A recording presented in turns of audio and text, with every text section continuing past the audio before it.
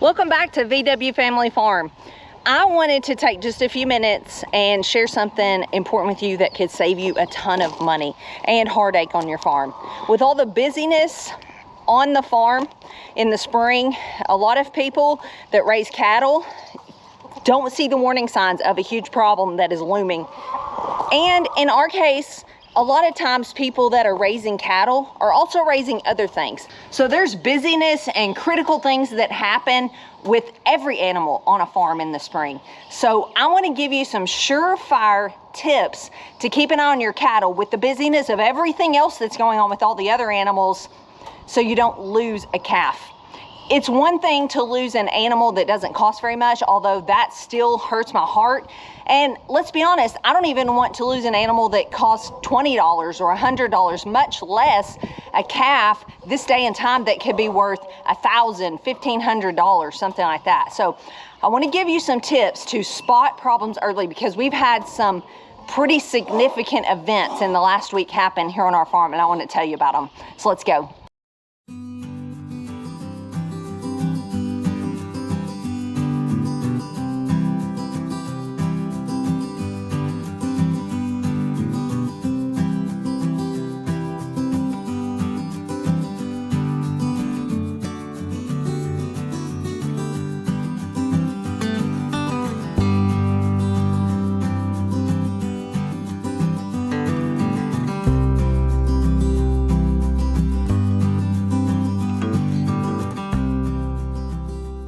So as of yesterday, when I came and checked cows, we have 135 total head of cattle. That's cows, heifers, calves, bulls, everything. And my number one tip, what you're about to see us do, is count every head of cattle you have every single day at least one time.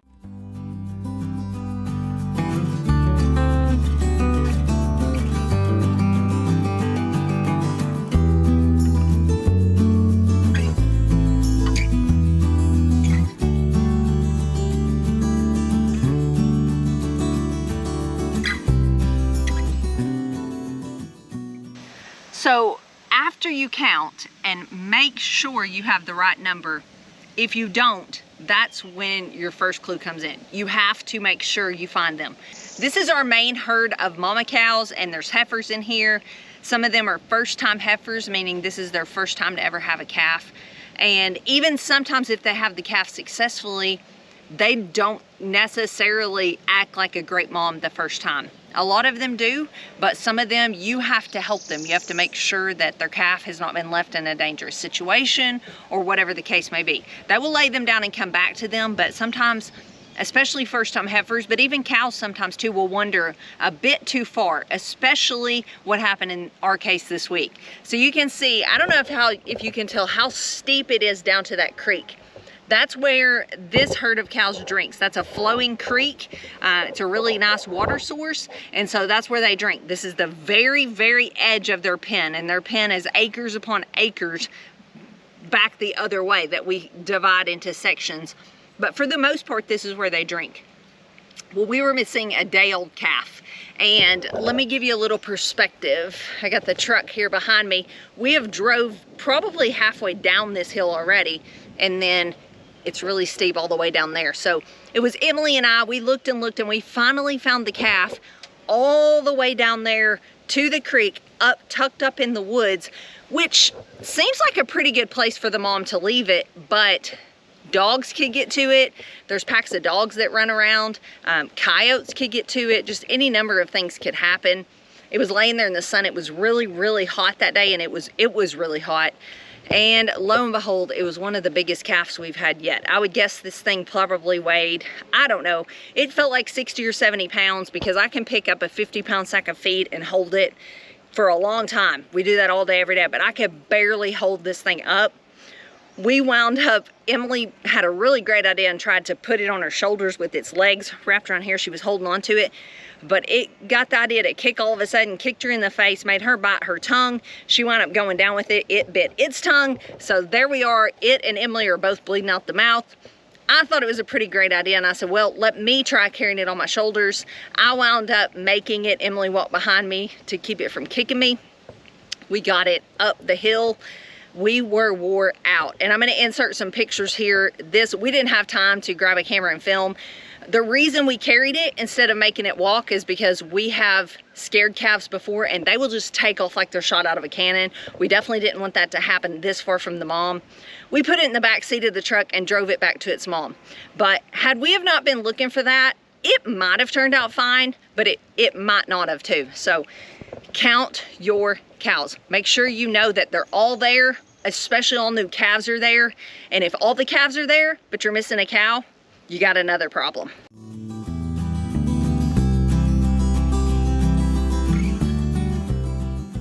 So we've got you guys with us. This has already happened to us once this week.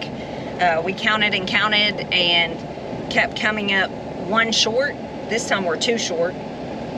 So we'll see what we come up with today.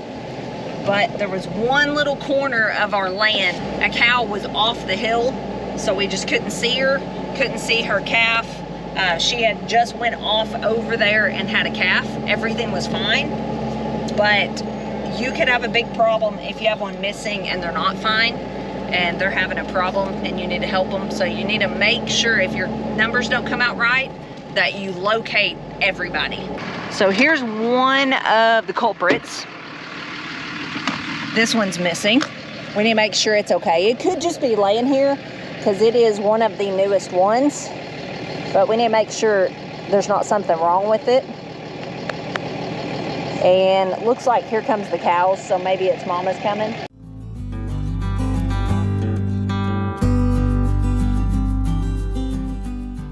So it looks like all is okay here. That's just one of the youngest calves, so it's kind of normal for it to be laying around. You can see evidence that it has pooped, for lack of a better word. That's something majorly you want to check for. If they keep having a super clean bottom, like they've never used the bathroom, you know it's probably not nursed. Maybe you have a problem with the mom. But you can see behind me, all is well there. But we needed to make sure. Now we're still missing one, and now it's a cow or a heifer, so we need to locate it. So I'm gonna go walk around a bit and see if I can locate the other one. Lane is actually gonna put out some hay. I don't know if it's like this where you are. We've had some really hot days lately, but before that, it was super cool here. The weather staying super cool is not really conducive to warm grasses growing. And it's at the point now, the cool season grasses are definitely going, but if your pastures have several varieties of warm season grasses and it's continued to stay cool, that's not good for feeding cows. So thankfully we had a little bit of hay left over, putting that out. So that's the second thing you need to look for. Make sure your cows have enough to eat. So right off this little hill is where we found the one the other day. There's nobody down there. So in this case, we could have just miscounted. So we're gonna go back and count again. And in our counting, there's times, because of the vast number of animals we have in a herd, that we're like, yeah, I'm not 100% sure on that number. And then there's times we count, we're like, I'm 100% sure I got the right count. And so Ben makes fun sometimes because if we count 5 times and we get the wrong number 4, and then the 5th time we get the right one, he's like, you didn't trust the wrong number, but as soon as you get the right one, you're satisfied with it. But you just have to know, do I know that I know I counted them all that time? And if so, you got to call it quits at some point. So make sure you see them all, especially your new babies, and make sure if someone's off by themselves, nothing's wrong. They're not calving and having trouble. It's not a sick calf, something like that. Now we're going to head across the road and show you the last problem for this video we've encountered this week that is super duper important for springtime and having calves. So I did wind up finding them all. We had obviously miscounted because I just went through and counted again on foot, and I'm 100% sure I counted the right number that time. Another tip, if you're having trouble getting the right number, you got to start trying to narrow it down to see who's missing. Like right now we have 10 baby calves. Just go through there and just count baby calves. Get 10, make sure that that's not who's missing first. Then just count big animals because they're easier to count. The calves get mixed up in there. Make sure you have all your big animals and narrow it down who's missing.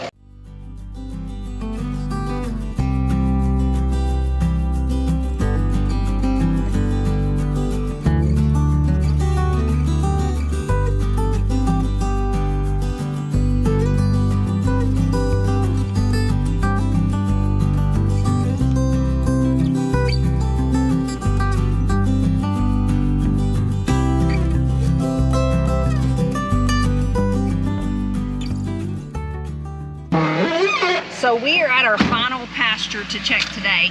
We have several different pens of cows because we try to raise all the different stages of cattle. We have our own bulls, so we have to have places to separate those out. We're keeping our calves right now for processing, so we have to have places to raise those, along with the mama cows. Just all different kinds of pens of animals. So this is our final one. This is a herd of 11 cows. They each had a calf, so 11 calves that we bought just a few weeks ago. And we have almost had a major disaster over here twice now.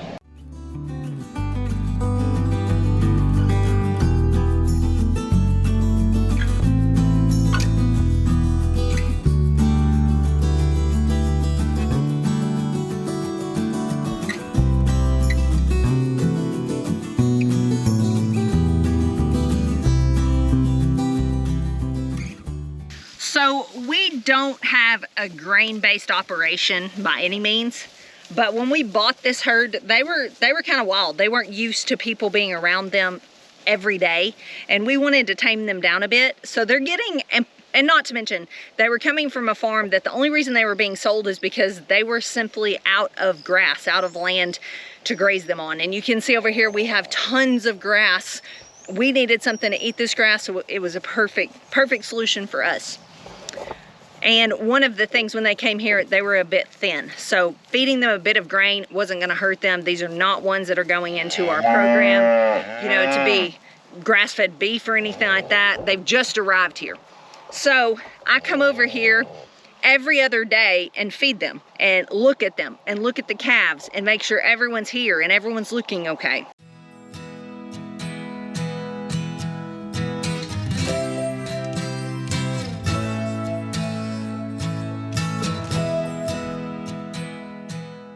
So a couple weeks ago, I came over here and one of these calves didn't come up. And the next time I came, it didn't come up. And I went and found it both times and it looked to be fine, laid eyes on it, but I just made a mental note that, hey, something might be going on there. And then the next time I came, so this has only been going on a few days, it was sick.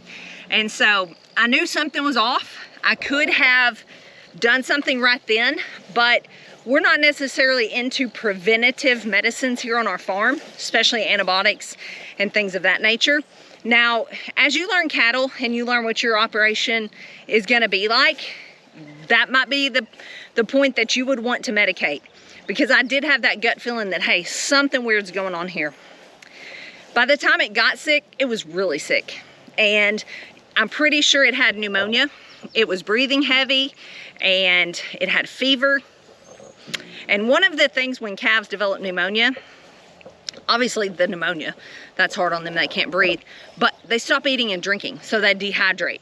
So once I noticed it was really, really sick, I actually was not sure it was gonna make it. We medicated it. And for those of you who may be like us, I'm gonna tell you we medicated it with something that's like a Tylenol or ibuprofen for a calf and an antibiotic. Now, we do not do preventative medicines on our farm, but if something is sick and may die if we don't medicate it, we definitely do. So that's something that will be your personal call to make what you're gonna do as far as management practices on your farm. This little calf bounced back and I wanna show it to you. As I go back here and try to get you a glimpse of it, I just wanna mention the point of the ibuprofen or the Tylenol or whatever, it's a fever reducer, pain reliever, anti-inflammatory is what it is. The point of that is to get it eating and drinking again, because if you can get it to eat and drink, which when we saw it and when it finally showed symptoms of being sick, it was walking up to its mom's udder and just standing there like, oh, I need to eat, but I just don't have the energy. So at that point, you know, you've got to do something or you're gonna lose them.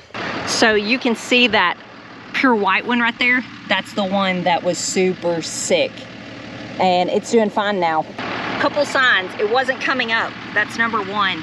Number two, its ears were laid back and it was just breathing heavy. Even if they're not like physically their mouth's open, even if they're just, their sides are going in and out really fast, you can tell they're panting, even if their mouth is closed.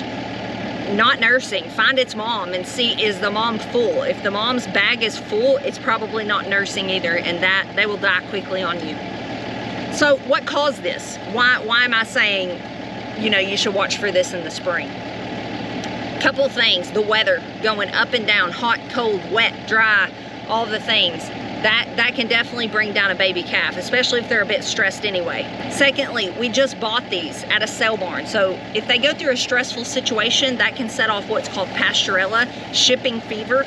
A cow or a calf especially can get that just from being worked through your corrals, any kind of stressful situation. Not to mention, these had been through a sale barn for a few days. They were through the epitome of being stressed, and now they're in a new environment, being hauled here and all that. So that's probably what started it. But once it starts in one animal, then it's contagious as pneumonia.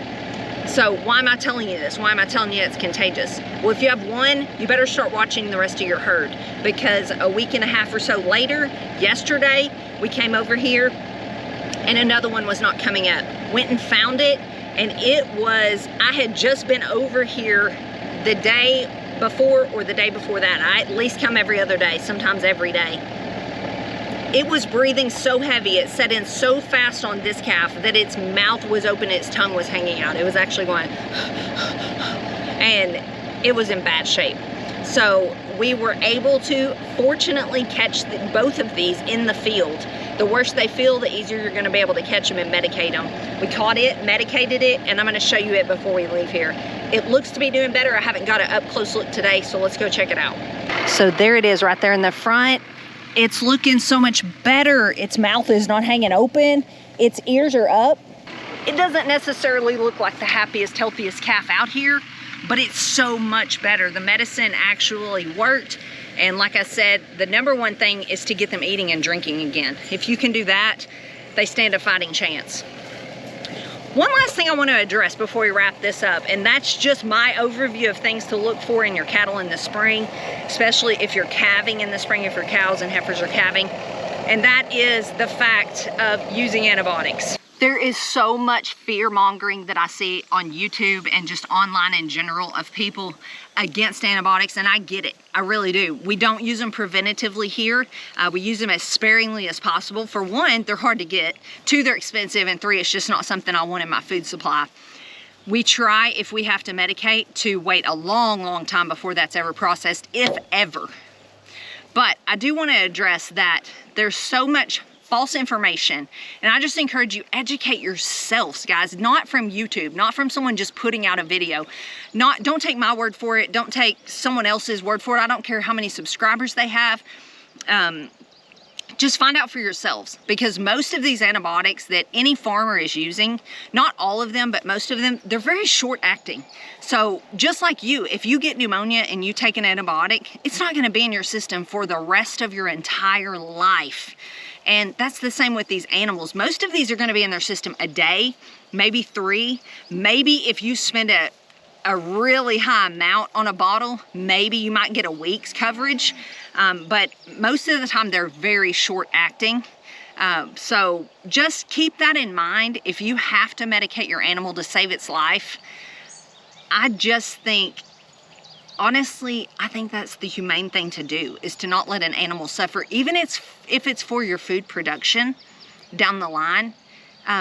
Just do it responsibly. And I know that's going to step on some toes and ruffle some feathers, but even if you choose not to medicate ever, that's your choice. But just realize that some of these things people are saying to you on YouTube, on commercials, online, being marketed to you through grocery stores and all these things, like grass-fed, grass-finished, no antibiotics, hormone-free, all these things are marketing techniques. And some of them are fear-mongering because it gets you to click on a video. So just make sure, no matter what decisions you make, it's because you have gained the knowledge and educated yourself.